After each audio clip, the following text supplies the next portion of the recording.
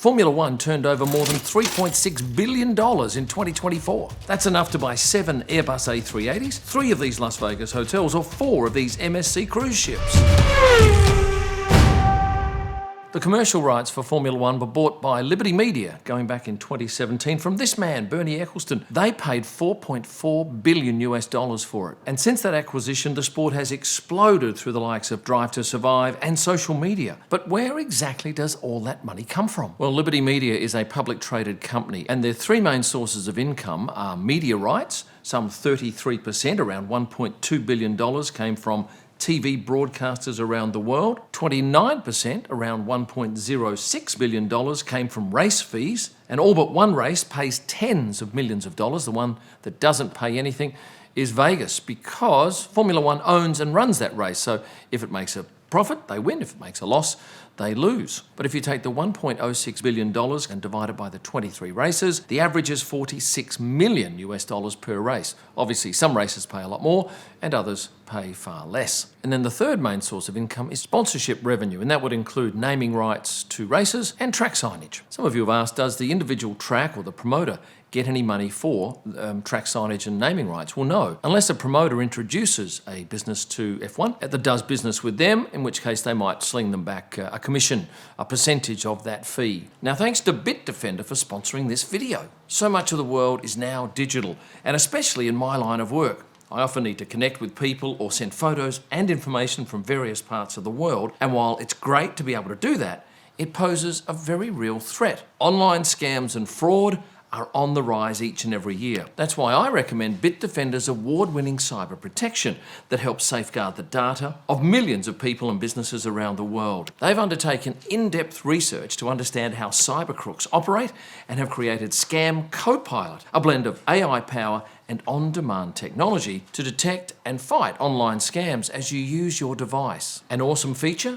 With Scam Copilot Chatbot, anyone can check if a tricky link, message, or screenshot is indeed a scam just by dropping it in the chat. Furthermore, it tells you how to stay protected. So whether you're sending emails, text messages, or shopping online, you have the ultimate defense against scams. Find out how to stay safe online by clicking the link in the description below.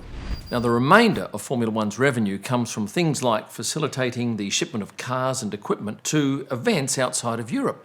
Did you have any idea that that was the case, that they earned an income? I didn't. I was surprised to read that in their annual report. Of course, the team's gear moves by trucks when they're in Europe, so there's no need for F1 to get involved in that. On top of that, there's revenue from the sale of tickets to the Paddock Club at most events. Now, there are a few races where they don't own the rights to that, and off the top of my head, it's Australia, Monaco and Singapore. Correct me if I'm wrong in the comments. They also earn revenue from support races at events, things like F2, F3, Porsche Cup, various television production activities, and other ancillary operations. Going back to last year's revenue from Paddock Club, it should have been a lot higher because you had 2 extra races in 2024 compared with 2022. But unfortunately for F1, their pricing of the Vegas product was so high that it deterred so many people. Ticket sales were way down, and I think you'll find that they'll be having a good look at that for season 2025. And if you're thinking of going to Vegas as a Paddock Club guest, I think you'll be pleasantly surprised with the drop in prices.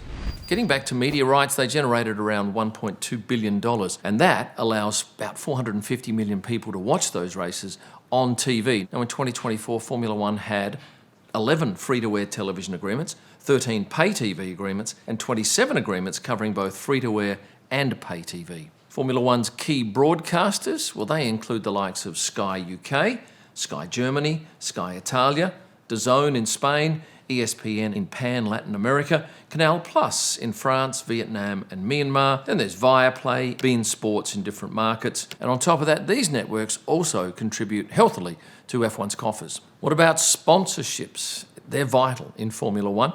Businesses want to access that audience. That audience is growing, and one of the biggest demographics is women, 18 to 34. Most other sports would be dying to see this level of growth in that market because advertisers are itching to get across to these people. F1 sponsorships take the form of trackside signage, things like this, along with race title sponsorship packages. On top of that, sponsors can acquire status as a global partner of F1 or even an official supplier. The likes of MSC, the cruising and freight company, Qatar Airways, they pay millions to access F1's audience. And contracts typically have a term of 3 to 5 years. And the payments often increase year by year depending on perhaps CPI, an agreed percentage, or another metric. Take Rolex, for instance. They've been involved in Formula One for such a long time, but this year, unfortunately for them, LVMH came along and trumped them money-wise. So Rolex is gone. Instead, we've got Tag Heuer up on the podium. Ferrari, well, it's not champagne, it's bubbly, sparkling wine. They had a number of years as the exclusive sponsor. They're gone because one of LVMH's brands, Moet and Chandon, has taken over. And that's very valuable publicity to have your champagne seen in most pictures from a race weekend, because if you look in newspapers or on the internet, podium shots are pretty much guaranteed from every single race, and that's where a company like LVMH looks to cash in there, apart from the fact that they also get the rights to sell their champagne into all the paddock clubs and corporate facilities at most, if not all, of the races. A lot of you think F1 is expensive, and yes, it is expensive because you've got all these costs that have to be lumped onto the end consumer. And if you are going to a paddock club, you are going to be paying top dollar, but you are going to be getting seats above pits, you are going to be getting premium food and beverage, and you'll be mixing with an interesting bunch of like-minded people. And trust me, I get up there a fair bit shooting Formula One. You would love to be in that rare atmosphere. Now, F1, having generated revenue of some $3.6 billion, obviously has lots of costs. Let's have a look at some of them. In 2024, F1 teams shared $1.26 billion. That's a lot of money. And of course, F1 needs those teams in order to run their World Championship. Now, it's hard to get the exact payouts that each team earns from Formula One at the end of the year in their split, but I can tell you that Ferrari still gets the longest standing team bonus, which is said to be about 5% of the total prize pool, up to $1.1 billion, and then 1% for every 100 million thereafter. So that works out at roughly 65.6 million last year. Then there's a past performance pool, which is awarded to teams based on a matrix of placing in the top 3 of the World Championship over the past 10 seasons, and a bonus for teams that have won single or multiple championships in the history of the sport. So in 2024, that pool amounted to $123.3 million. That leaves around $1.07 billion to be split between the teams based on where they placed in 2024. So the top team gets around 14% of that prize pool, the bottom team just 6%. So this is what each team is believed to have earned last year. Red Bull on top. They didn't finish on top. McLaren finished on top, and yet they are the 4th in this list. Red Bull, 151 mil. Mercedes, 141. Ferrari, 132. McLaren, the winner of last year's Constructors' Championship, 122. Then down to Aston Martin, Alpine, Williams, VCarb, 84 million. Sauber, 74. And Haas, 64.6 million US dollars. Now, that's quite a big difference between some of those payments. Have a look at Haas to VCarb. Typically, that's just one good race result difference. So it doesn't take a great deal for a team to move from, say, 10th to 8th and earn an extra $20 million. And that's why I'm amazed when I see photographers taking spy pictures. Their job is to just look at each individual car, and they get briefs from their employer to go and have a look at this car's rear wing or this car's nose and send back high-resolution files so that the teams can then work out what they need to do to match their competitor. I also see photographers out on track who are cabled up at a certain corner and they can't move, and their job is to just take photos of tyres during a race. And those photos are sent within a second so that somewhere, someone can look at these pictures and say, hey, Max Verstappen's tyres are wearing. Lando Norris's are going way too good. Once again, the investment in those people's time taking those photos can result in extra points, and extra points means more money. And the more a team earns, the more they can spend on drivers. And get this, drivers' salaries don't come under the cost cap. Neither does compensation for the 3 highest paid staff members, travel expenses, marketing expenditure, property and legal costs, entry and licence fees, and activities unrelated to F1 or road cars. But let's have a look at what teams are spending on drivers. And once again, this is a rough estimate because nobody knows. They're not required to file reports stating what each driver earns. But if we start with Max Verstappen on 65 million, then Lewis Hamilton on 60, Charles Leclerc 34, Fernando 20, as is Lando Norris, 15 million George Russell, Carlos Sainz and Pierre Gasly 10, Alex Albon 8, Nico Hulkenberg 7, along with Esteban Ocon, 6 for Oscar Piastri, Lance Stroll on 3, Gabriele Bortoletto and Yuki Tsunoda 2, along with Kimi Antonelli, and then between 500 and $1 million for the bottom 4 rookies. No team principal is going to tell you what they're paying a driver, but trust me, other team principals and key people will gladly tell you what they think another team is paying their driver, and that's often how these numbers are arrived at. Now, jumping back to Formula One costs, they also have to pay the FIA to run the competition. The FIA regulates the sport.